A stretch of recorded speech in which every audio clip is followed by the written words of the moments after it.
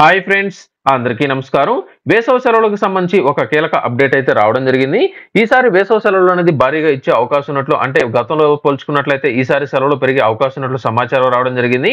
ఇప్పటికే భారీగా ఉష్ణోగ్రతలు నమోదవుతున్న నేపథ్యంలో ఇప్పటికే ఒంటిపూట బడులు అనేది నిర్వహిస్తూ ఉండగా ఏపీ విద్యాశాఖ ఈసారి స్కూళ్లకు సంబంధించి వేసవి సెలవులకు సంబంధించి ఒక కీలక అప్డేట్ విడుదల చేయబోతున్నట్లు సమాచారం రావడం జరిగింది.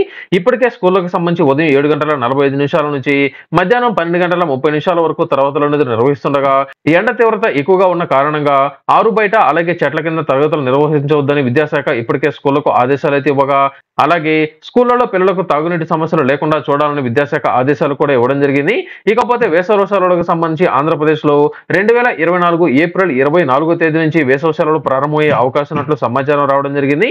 అయితే ఏప్రిల్ 24వ తేదీన కనుక సెలవులు ఇచ్చినట్లయితే 2024 జూన్ 13వ తేదీ వరకు ఈ యొక్క వేసవి సెలవులు వచ్చే అవకాశం ఉన్నట్లు సమాచారం రావడం జరిగింది.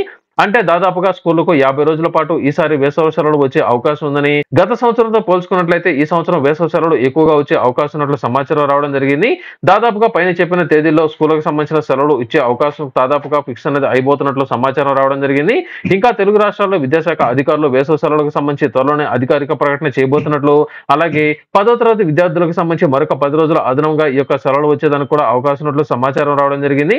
గత సంవత్సరం పోల్చుకున్నట్లయితే మే 1వ తేదీ నుంచి జూన్ 11వ తేదీ వరకు వేసవి సెలవులు అనేది గత సంవత్సరం ఇవ్వగా, ఈసారి మాత్రం ఏప్రిల్ 24వ తేదీ నుంచి వేసవి సెలవులు ఇచ్చే అవకాశం ఉన్నట్లు, జూన్ 13వ తేదీన తిరిగి పాఠశాలలు ప్రారంభమయ్యే అవకాశం ఉన్నట్లు సమాచారం రావడం జరిగింది. దీనికి సంబంధించి మరొక వారం రోజుల్లో ఒక కీలక ప్రకటన చేయబోతున్నట్లు సమాచారం కూడా రావడం జరిగింది.